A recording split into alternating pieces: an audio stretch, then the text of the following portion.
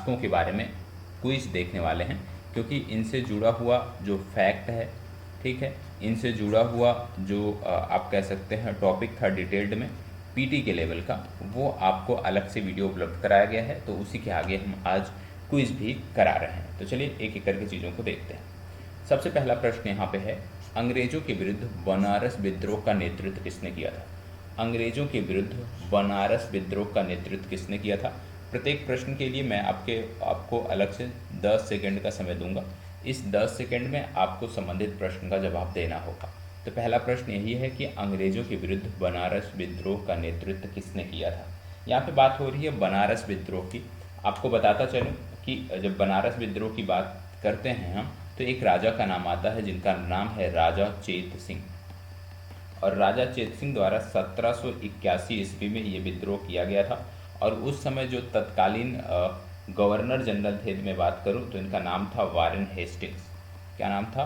Warren Hastings. Warren Hastings के समय में ये विद्रोह हुआ था। इसका मतलब है इसका उत्तर है सी विकल्प, ठीक है। और एक चीज़ और याद रखिएगा, क्योंकि ये प्रीमियर सेशन है, तो यहाँ पे जितने प्रश्न आपके सही हो रहे हैं, आज इस पीडीएफ में 49 प्रश्न हैं। जो प्रश्न आपके सही हो रहे हैं, 49 में से कितने सही हो रहे हैं ये कमेंट बॉक्स में ज़रूर साझा करिएगा।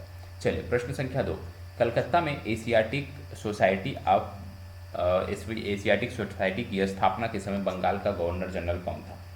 एशियाटिक सोसाइटी, सबसे पहले तो आपको समय काल पता होना चाहिए कि एशियाटिक सोसाइटी की स्थापना कब हुई थी। यदि आपको ये पता है तो ठीक है, नहीं पता है तो आपको पता होना चाहिए कि 15 जनवरी 1784 को एशियाटिक सोसाइटी की स्थापना जो है वो कलकत्ता में हुई थी।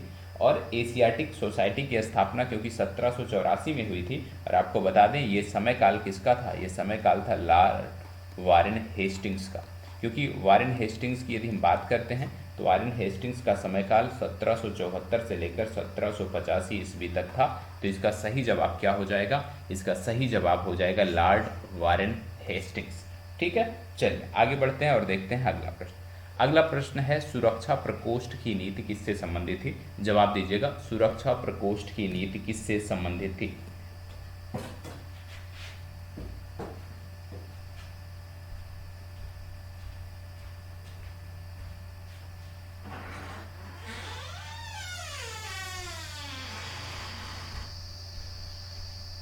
देखो यहाँ पे बात हो रही है सुरक्षा प्रकोष्ठ की नीति की।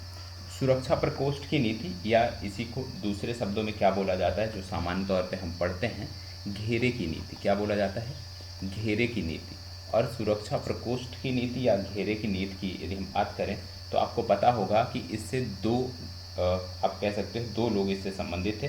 पहला था वारेन हेस्टिंग्स, वारेन हेस्टिंग्स, और दूसरा नाम जो इस नीति से जुड़ा हुआ आता है वो आता है बेलेजली का, ठीक है। अब इनमें से दिया कौन सा हुआ है? Warren Hastings, Lord Hastings, Lord Dalhousie, Henry Lawrence. यहाँ पे यदि हम बात करें तो वारेन हेस्टिंग्स विकल्प में दिया है, वारेन हेस्टिंग्स को हम टिक करेंगे। यदि बेलेजली दिया होता, वारेन हेस्टिंग्स नहीं दिया होता, तो हम बेलेजली को टिक करते। आपको पता होना चाहिए कि वारेन हेस्टिंग्स के समय कंपनी ने अपने राज्य के चारों ओर मध्यवर्ती राज्य, या इसी को आप बोलते हैं बफर स्टेट, बफर स्टेट का जो कॉन्सेप्ट है वो लाया था। और बेलेजली के आने से कंपनी के भारतीय रियासतों के साथ संबंधों में परिवर्तन भी आया था। दूसरी तरफ जो बेलेजली थे, इनकी जो नीति थी उसमें विशेष रूप से कंपनी जो है भारतीय रियासतों को अपनी रक्षार्थ कंपनी पर निर्भर करती थी, बाध्य करती थी, ठीक है। तो ये आपको पता होना चाहिए। अगला प्रश्न, भारत में न्यायिक संगठन की स्थापना किसने की? भारत में न्यायिक संगठन की स्थापना किसने की? भारत में न्यायिक संगठन की स्थापना किसने की? Lord Mayo, Lord Cornwallis, Lord Attlee या लॉर्ड कर्जन? यहाँ पे बात हो रही है न्यायिक संगठन की। किसकी बात हो रही है? न्यायिक संगठन की बात हो रही है।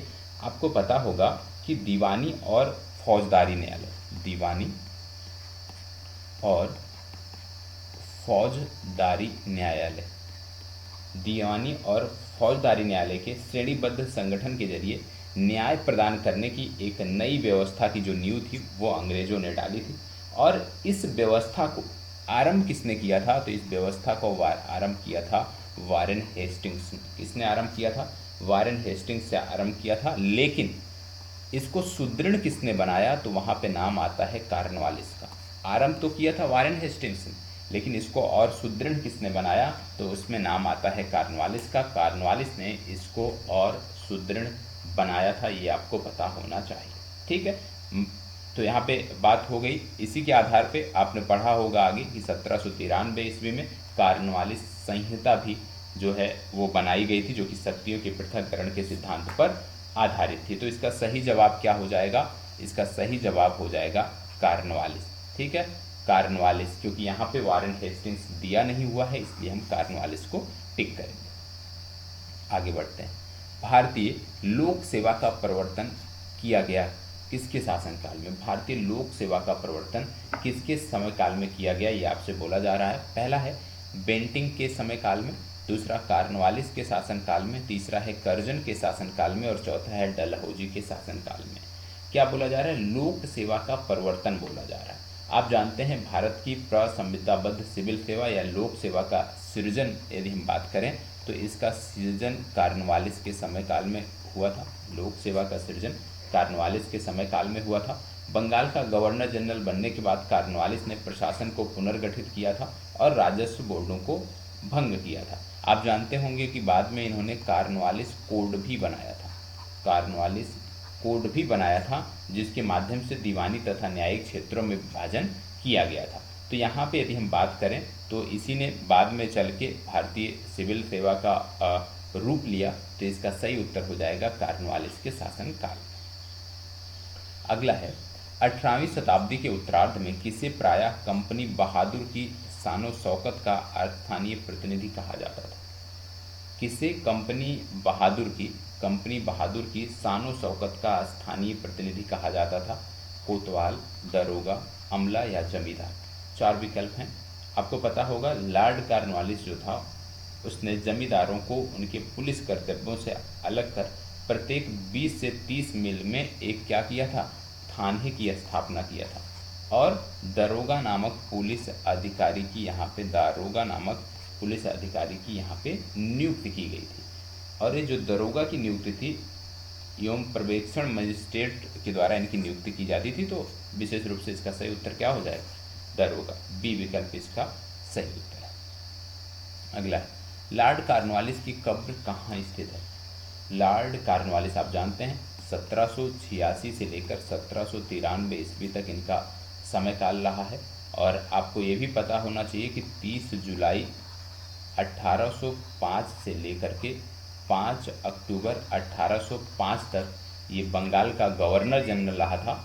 और एक चीज़ और याद रखिएगा, इसने भारत में इस्तमरारी या इसी को बोलते हैं अस्थाई बंदोबस्त, ठीक है, इस्तमरारी या अस्थाई बंदोबस्त, न्याय संहिता, भारतीय लोक सेवा, तो बहुत सारी चीज़ें इसने की हैं। इसके लिए भी इनको जाना जाता है।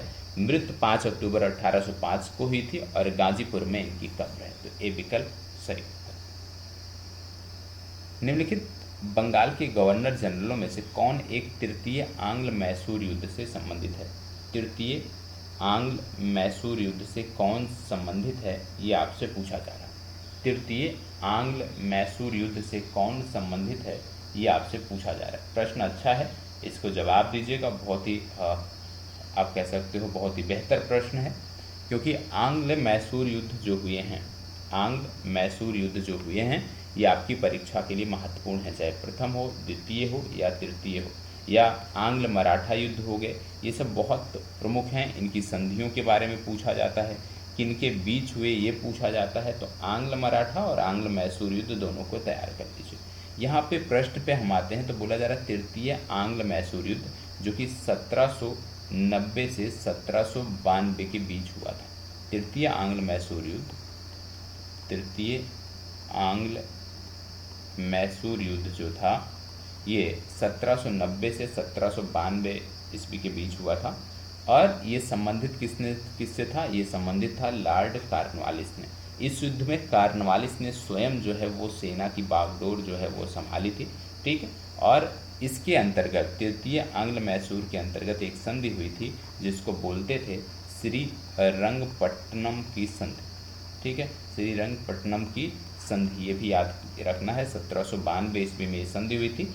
इसके अनुसार टीपू को अपने राज्य का लगभग आधा भाग अंग्रेजों और उनके साथियों मतलब निजाम और मराठों को देना पड़ा था। तो बी विकल्प सही उत्तर। अगला, सहायक संधि को किसके काल में क्रियान्वित किया गया?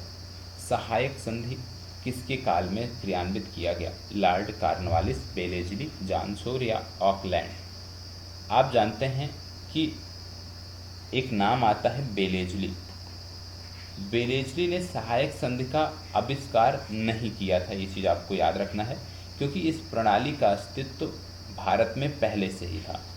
ऐसा बोला जाता है कि सर्वप्रथम डुप्ले जो थे, डुप्ले प्रथम यूरोपीय था जिसने अपनी सेना किराए पर भारतीय राजाओं को दी। तो क्लाइव के काल से यह प्रणाली जो है विशेष रूप से गवर्नर जो थे उनके द्वारा अपनाई जाने लगी। तो विशेष रूप से इसीलिए हम इनका नाम जानते हैं।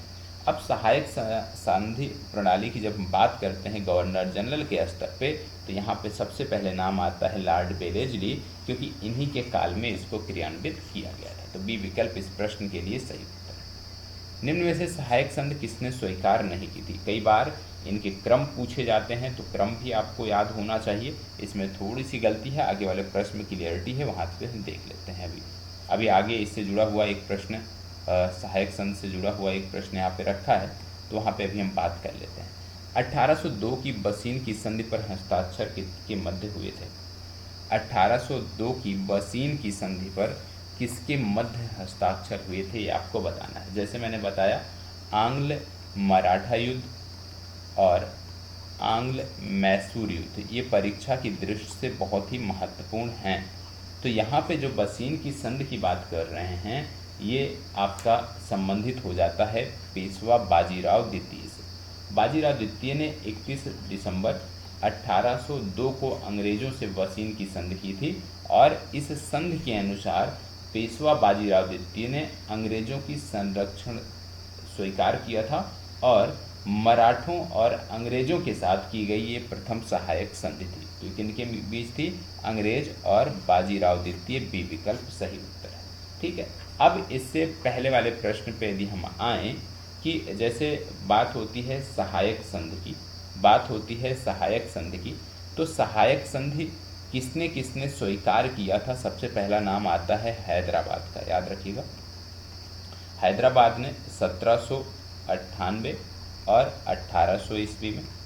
हैदराबाद के बाद बात आती है मैसूर की। ठीक है, मैसूर ने 1799 ईस्वी में। मैसूर की बात आती है तंजौर की। तंजौर ने 1799 ईस्वी में। तंजौर के बाद बात आती है अवध की। अवध ने 1801 ईस्वी में। अवध के बाद बात आती है पेशवा की। पेशवा ने 1802 ईस्वी में। और फिर भोसले आते हैं, बरार के भोसले, और भोसले ने 1803 ईस्वी में। भोसले के बाद सिंधिया आते हैं। सिंधिया ने 1804 ईस्वी में। फिर बात आती है इंदौर के होलकर की, और होलकर ने 1818 ईस्वी में।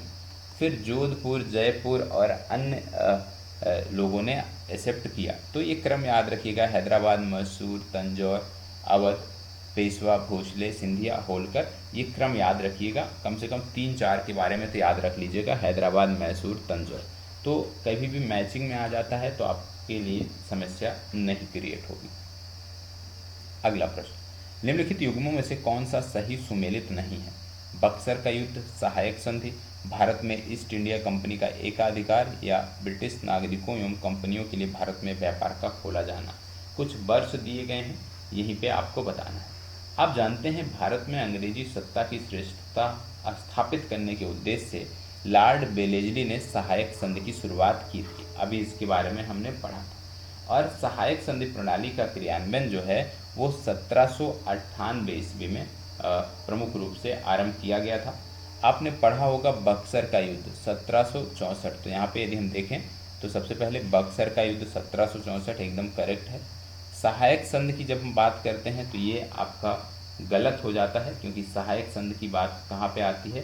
1798 में आती है। भारत में ईस्ट इंडिया कंपनी के एकाधिकार की जब हम बात करते हैं तो ये 1833 एकदम सत्य है।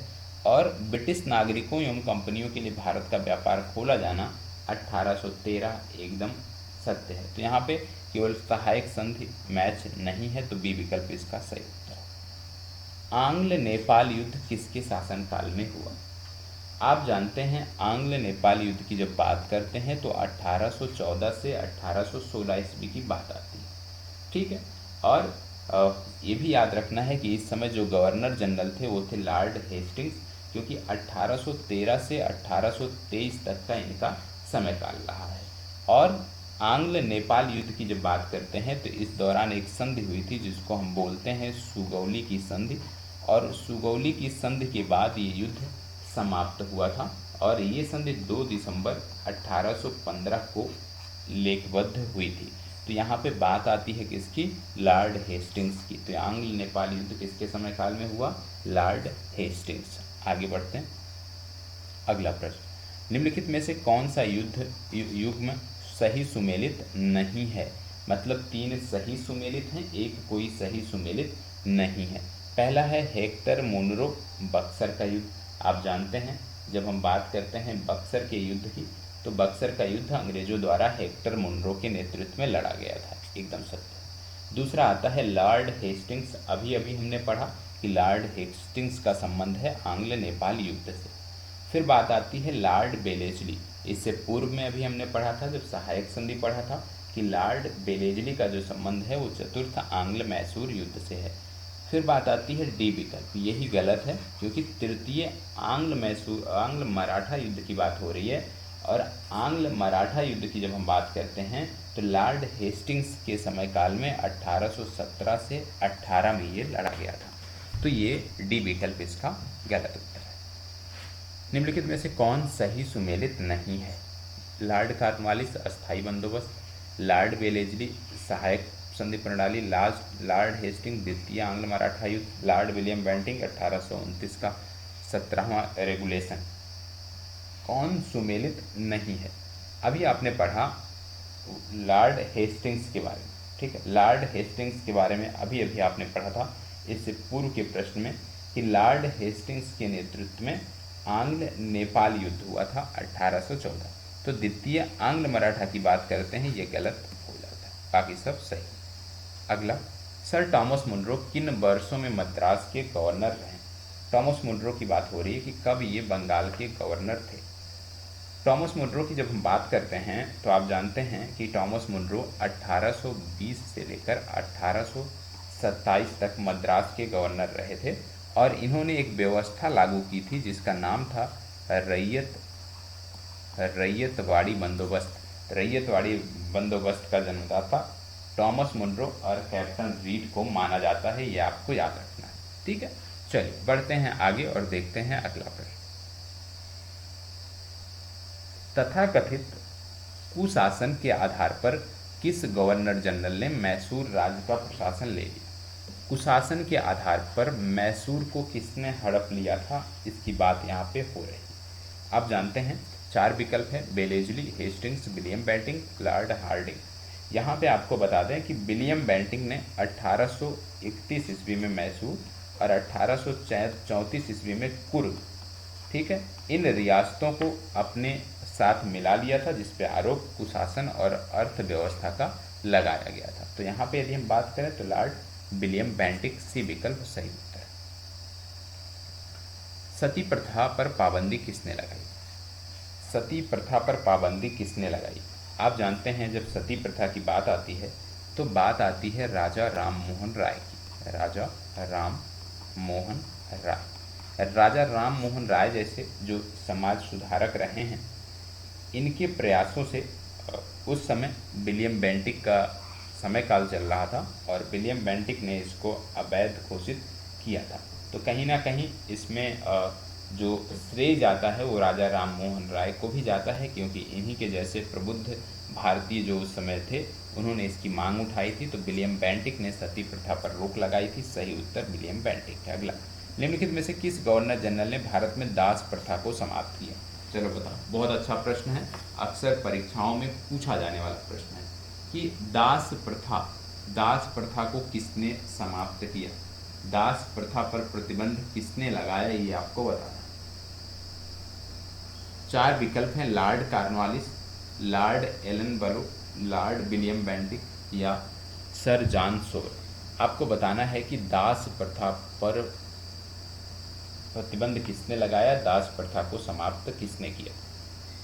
तो यहाँ पे आपको बता दें कि दास प्रथा की जब बात आती है तो 1843 का एक एक्ट था जिसका नाम रखा गया था एक्ट 5, और इसी के द्वारा तत्कालीन जो गवर्नर जनरल थे जिनका नाम था लॉर्ड एलनबरो, इन्होंने दास प्रथा का उन्मूलन किया था। और लॉर्ड एलनबरो का जो कार्यकाल था वो 1842 से 1844 तक था। तो बी विकल्प सही उत्तर है। आगे बढ़ते हैं। अंग्रेजों द्वारा सिंध विजय कब संपन्न हुआ, सिंध विजय कब संपन्न हुआ ये आपको बताना है।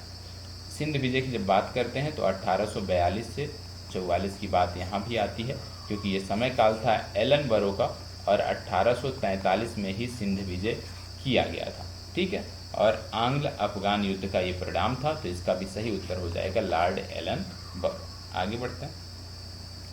लॉर्ड डलहौजी द्वारा अवध का अंग्रेजी राज में विलय निम्न में से किस रीति में हुआ था। अवध का जो अंग्रेजी राज में विलय हुआ था किस रीति में, कुप्रशासन का आरोप लगा था, सहायक संधि युद्ध द्वारा, या अपहरण की नीति। देखो अपहरण की नीति द्वारा कोई विलय नहीं हुआ, हट जाएगा। ठीक है, अब इन्हीं तीनों में से कोई एक है, बात हो रही है अवध की। तो आपको बताना है कि अवध को कैसे मिलाया गया था। आप जानते हैं लॉर्ड डलहौजी का समयकाल 1848 से 56 के बीच था, और अवध के नवाब वाजिद अली शाह पर कुशासन का आरोप लगाकर 13 फरवरी 1856 को अंग्रेजों द्वारा अवध को अंग्रेजी राज्य में मिला लिया गया था। इसके अतिरिक्त डलहौजी द्वारा व्यक्तिगत सिद्धांत के अंतर्गत जैसे सतारा, जैतपुर, संभलपुर, बघात, उदयपुर, इन सब का विलय किया गया था। तो यहाँ पे प्रशासन के आरोप से अवध का विलय किया गया था। सिक्किम का भारत में विलय किसने किया, सिक्किम का भारत में विलय किसने किया। 4 विकल्प हैं, Lord Hastings, William Bentinck, Dalhousie या ऑकलैंड। सिक्किम, चलो बताइएगा, अच्छा प्रश्न है। सिक्किम की बात आती है, आपको बताना, आप जानते हैं 1975 में सिक्किम एक पूर्ण राज्य के रूप में स्वतंत्र भारत में अस्तित्व में आया। ठीक है, स्वतंत्र भारत में इसका पूर्ण विलय हुआ सिक्किम का 1975 में, ये आपको याद रखना है। और भारत में ये कब मिलाया गया था, 1850 में मिलाया गया था, और उस समय लॉर्ड डलहौजी यहाँ के गवर्नर जनरल हुआ करते थे। तो सी विकल्प सही उत्तर है। निम्नलिखित घटनाओं पर विचार कीजिए। सिक्किम का विलय, पंजाब का विलय, झांसी का विलय, बर्मा का विलय, या इसी को क्या बोलते थे, बर्मा को पेगू भी बोलते थे। तो चलिए बताइएगा। यहाँ पे 4 विकल्प दिए हैं। जैसे अभी सिक्किम के बारे में तो मैंने आपको बता दिया कि बात आती है 1850 की। ठीक है, लेकिन पंजाब के बारे में बात करें तो पंजाब में बात आती है 1849 की।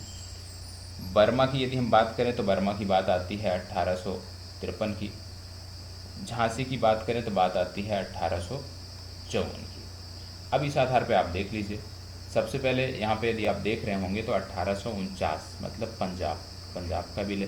पंजाब के बाद 1849 के बाद सिक्किम का विलय। सिक्किम के बाद चौथे स्थान पे आपका आता है झांसी का विलय, फिर बर्मा का विलय। तो यहाँ पे आपको ध्यान में रखना है, यहाँ पे 4 और 4 के बाद क्या आएगा, 2 आएगा।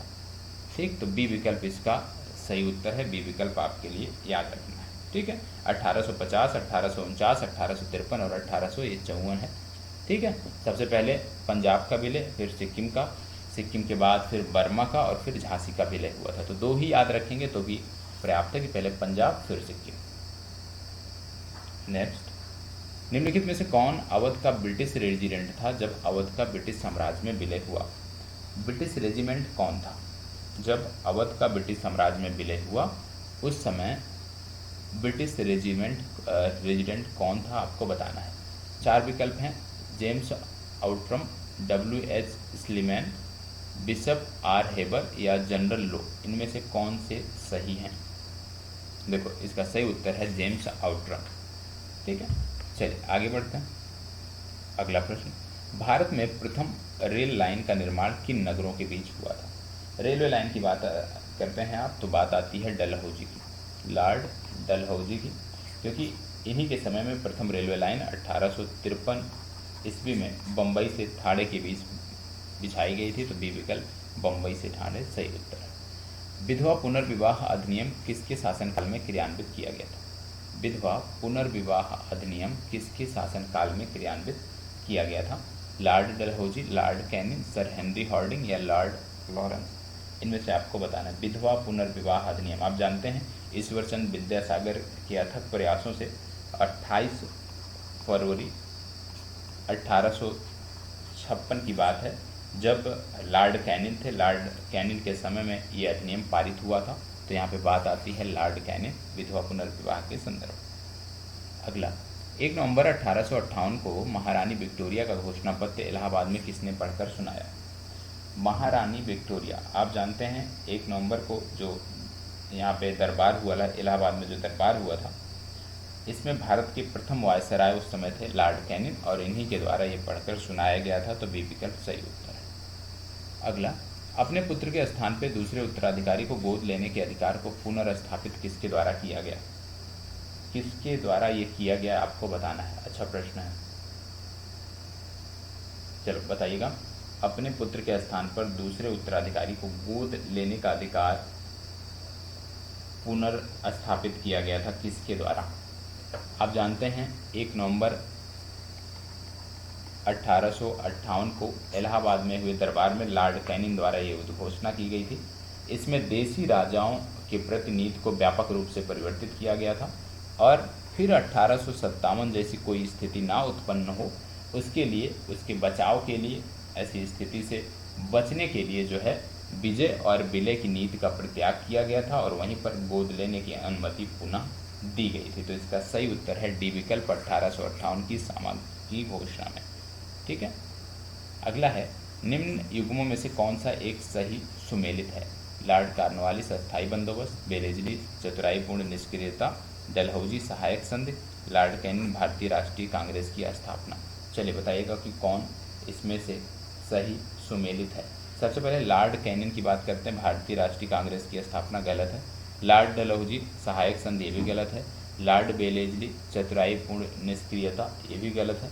ठीक है, या इसी को कुशल आक्रमणीयता बोलते हैं। यहाँ पे सही उत्तर है लॉर्ड कॉर्नवालिस अस्थायी बंदोबस्त। निम्नलिखित में से कौन सुमेलित है? निम्नलिखित में से कौन सुमेलित है?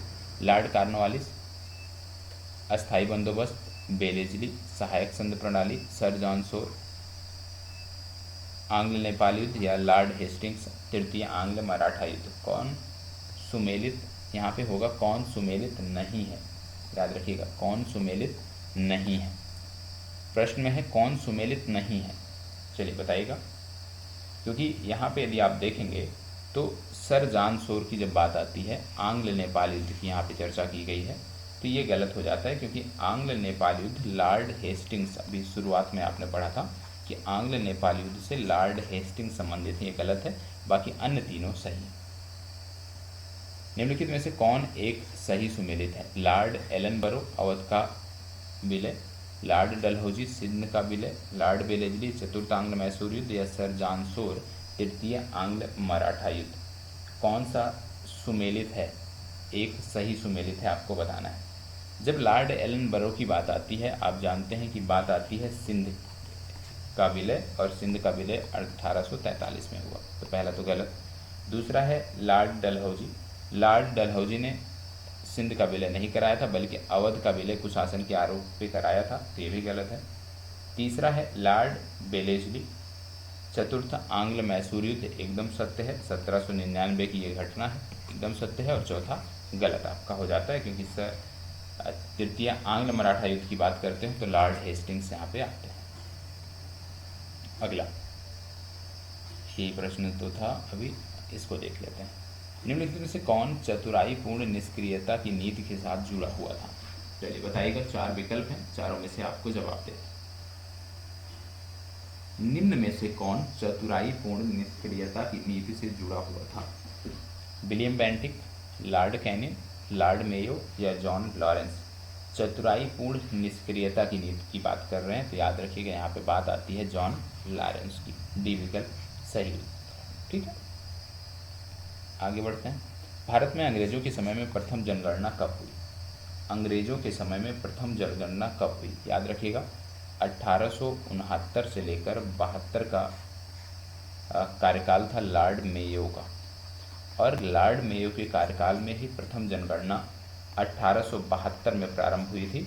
और नियमित जनगणना की यदि हम बात करें तो लॉर्ड रिपन के काल में, लॉर्ड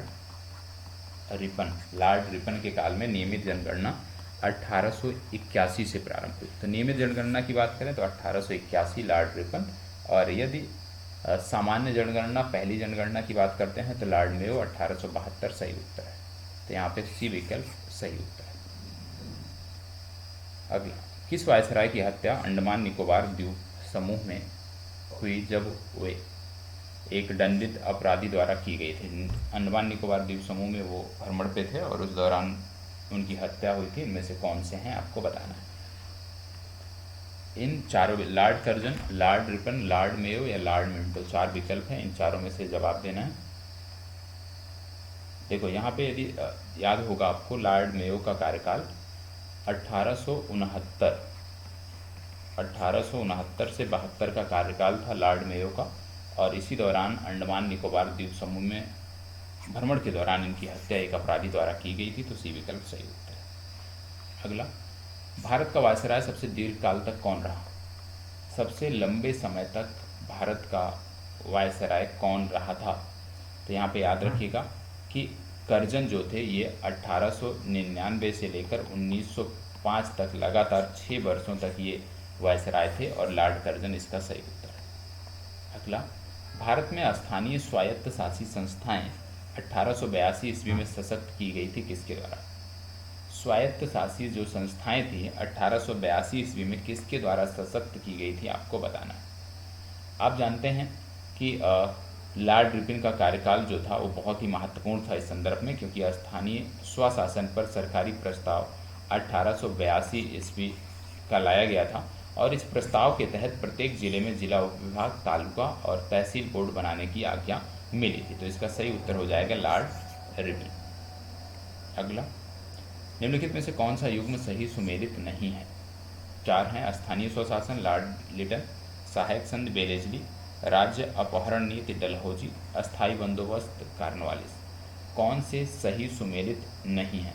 अभी स्थानीय स्वशासन आपने पढ़ा, स्थानीय स्वशासन के बारे में अभी आपने पढ़ा कि यहाँ पे रिपन होते हैं, लॉर्ड रिपन, ना कि लॉर्ड लिटन। तो लॉर्ड लिटन का इससे कोई संबंध नहीं है, यही सुमेलित नहीं है, बाकी सब सही है।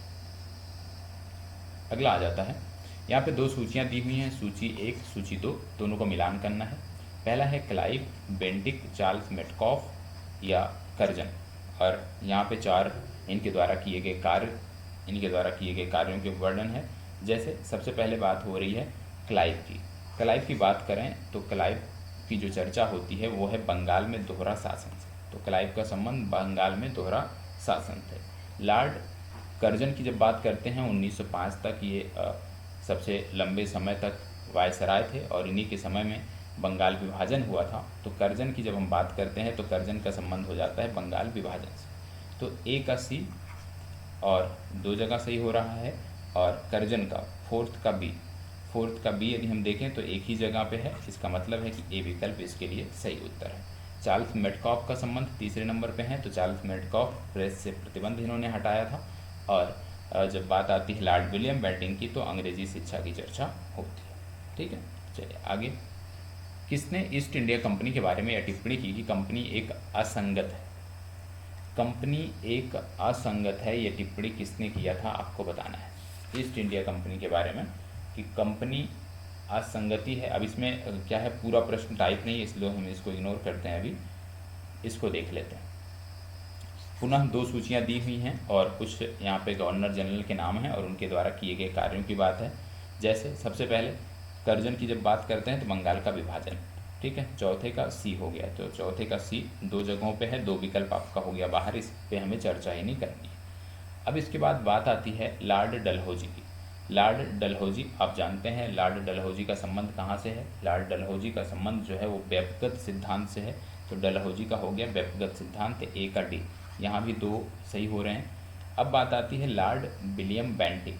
लॉर्ड विलियम बेंटिक की जब हम बात करते हैं तो लॉर्ड विलियम बेंटिक का जो संबंध था, अपने पूर्व में अभी पढ़ा भी है कि इन्हीं के समय काल में सती प्रथा का निषेध किया गया था, तो इनका संबंध हो गया सती प्रथा से, दूसरे का पहला। ठीक है, तो इस आधार पे ए विकल्प आपका सही उत्तर है और लॉर्ड रिपन स्वायत्त शासन इनसे संबंधित है। निम्नलिखित कथनों में कौन सही नहीं है? क्या है? जन प्रशासन की नींव वारेन हेस्टिंग्स द्वारा मजबूती से रखी गई, जिस पर ऊपरी संरचना कॉर्नवालिस ने की। यहाँ पे होगा, ठीक है, ये स्पेलिंग मिस्टेक है, सॉरी टाइपिंग एरर है। दूसरा है ईस्ट इंडिया कंपनी की असैनिक और सैनिक सुधार करने का श्रेय क्लाइव को जाता है। तीसरा है लॉर्ड विलियम बेंटिक सबसे ब्रिटिश शासकों में से एक था, क्योंकि उसने भारत में ब्रिटिश साम्राज्य को जो है वो संग्रहित किया था। ठीक है, सबसे बड़े होगा, सबसे लॉर्ड विलियम बेंटिक सबसे बड़े। और चौथा है लॉर्ड डलहौजी ने श्रुति के सिद्धांत के आधार पर ब्रिटिश राज में समृद्ध क्षेत्र जोड़े। अब इसमें से बोला जा रहा है कौन सा सही नहीं है, तो इसमें यदि हम बात करें तो सी विकल्प सही नहीं है, बाकी सब सही है। ठीक है, चलिए अगला प्रश्न, भारतीय पुरातत्व सर्वेक्षण की स्थापना किसके समय काल में हुई? पुरातत्व सर्वेक्षण की स्थापना किसके समय काल में हुई आपको बताना है। आप जानते हैं कि ये लॉर्ड कर्जन का काल था, लॉर्ड कर्जन के समय काल में ही पुरातत्व संबंधी जो प्रयास थे वो किए गए थे। ठीक है, तो यहाँ पे लॉर्ड कर्जन सही उत्तर है। अगला आ जाता है 44, प्राचीन स्मारक संरक्षण एक्ट किस गवर्नर जनरल के कार्यकाल में पारित हुआ? प्राचीन स्मारक संरक्षण एक्ट किसके समय काल में पारित हुआ? बात वही हो रही है पुरातत्व सर्वेक्षण की। ठीक है, तो यहाँ पे भी लॉर्ड कर्जन सही उत्तर है। अगला है, भारत में कर्जन के प्रशासन की तुलना औरंगजेब से किसने की? कर्जन के प्रशासन की तुलना, कर्जन का जो कार्यकाल था 1899 से 1905 तक था, और बोला जा रहा है कि किसने इनकी तुलना औरंगजेब से की? तो याद रखिएगा गोपाल कृष्ण गोखले, जी के गोखले, बी विकल्प सही उत्तर। अगला प्रश्न, इसको बताइएगा, फूट डालो और राज्य करो की नीति जो है किसने अपनाई थी? फूट डालो और राज्य करो की नीति किसने अपनाई थी? तो यहाँ पे यदि हम देखें 4 विकल्प हैं, कर्जन, मिंटो, डलहौजी और बेलेजली। यहाँ पे 2 विकल्प सही हो जाते हैं, क्योंकि फूट डालो और राज्य करो की नीति लॉर्ड कर्जन और लॉर्ड मिंटो दोनों के द्वारा अपनाई गई थी। तो यहाँ पे ए और बी दोनों सही है, मतलब यदि यहाँ पे दिया होता है एक से अधिक तो हम उस पर जाते। आज के लिए अभ्यास प्रश्न आपका है, ब्रिटिश भारत की राजधानी कलकत्ता का दिल्ली से स्थानांतरण किसके समय काल में हुआ था? ये आपको कमेंट बॉक्स में बताना है। वीडियो समाप्त होने के बाद कमेंट बॉक्स में इसका जवाब देना है। और इस प्रकार के सेशन से रात्रि 10 बजे नियमित तौर पे जुड़ना है। रात 10 बजे इस प्रकार का सेशन प्रतिदिन आपको देखने को मिलेगा, और इसके तुरंत बाद, इस सेशन के तुरंत बाद मूल्यांकन सेशन 10:30 पे आपका होता है। ठीक है, चलिए धन्यवाद, बहुत बहुत आभार।